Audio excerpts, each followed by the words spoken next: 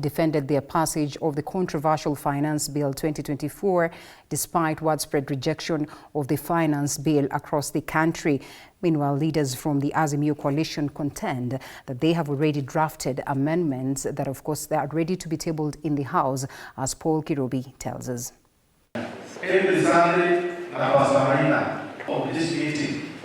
After a series of demonstrations led by the youth rejecting the 2024 finance bill, MPs who voted in favor of the bill have come forward to defend their decision, explaining why taxpayers should endure the new measures for their own interest and the good of the country. For instance, Navakolo Member of Parliament Emmanuel Wangwe stated that the bill benefits local kale farmers by waiving the 16% transportation levy included in the earlier proposal, which he said would have been a burden to the farmers. I voted yes because of C41. Iyo barabara tu. And I want to say this with all my eyes up. Because I met the president. We don't need to import sanitary pads from China. We don't even know the quality yenye inatoka China.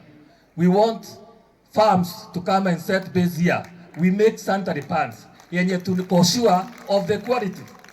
President William Ruto's right-hand man Farouk Kibet argues that the bill will help the president finance some mega projects. So wakati unaposimama ukiwa kiongozi, uweze kujali Wakenya wengine. Hii maneno yetu ya bill, rais wetu ni mtu ambaye anajali maslahi ya Wakenya. Sio mtu tu atapitisha maneno ya kuumiza Wakenya. So mimi On the flip side, Trans Nzoia Governor George Natembeya alleges that cartels have taken control of the government's policy-making process, resulting in economic policies that impose heavy taxation on Kenyans. Hiyo ofisi kubwa utakujanga na gari, mali unashuka kuna carpet hapo. Inaenda paka kwa kiti. Ikitoka kwa kiti narudi kwa gari. Usipochunga utakuwa tuna inji yako kwa kichwa na ground sio inji yako. Watu wanakudanganya tu vile mambo yako mazuri. President run ya platform ya hustler. Mtu maskini ya chini.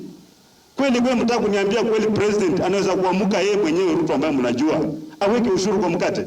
As another protest is scheduled to take place on Tuesday, with the bill entering its final stages in the third reading, the Azimio coalition has permitted its members to file amendments. However, they have been asked to wait for further direction before Tuesday next week. Minority Whip Opio Andai says that many Azimio members have already filed their proposed amendments, aiming to address issues that directly affect the Kenyan people. For our view was that the bill should have been withdrawn altogether for a fresh bill to be introduced. A fresh bill that would be responsive to the plight of the majority of Kenyan people.